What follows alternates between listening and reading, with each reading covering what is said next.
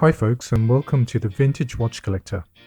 Today I have with me a watch from a company that only a few people will have heard of outside of India. But within India, this watch brand has a massive following. The brand is HMT, which stands for Hindustan Machine Tools. HMT is a government-owned company which primarily manufactures industrial machinery. In 1961, HMT diversified into making watches, and it started by manufacturing mechanical wrist watches in collaboration with Citizen of Japan. The model I have with me today is the HMT Janata. This is a mechanical handbound watch powered by a 17 dual movement.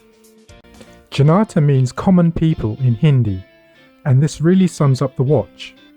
What the company wanted to do was to create an affordable timepiece for all of India's working population. The watch was worn across all classes, from doctors and lawyers to rickshaw drivers. However, the watch became much more than a time instrument. There are numerous reports of watches with over 30 years of service with no faults, and for this reason, the watch has gained a place in people's hearts. Its robustness is thanks to a movement at the center, the HMT caliber 0231. As mentioned, it is a 17 dual movement with parashock, which is a very robust anti-shock movement. It has a direct driven second hand, which beats at 18,000 beats per minute, and a center minute wheel. The diameter of this watch is about 35mm, excluding the crown, which is in keeping with watches from this era, but it looks small on the wrist in comparison with today's watches.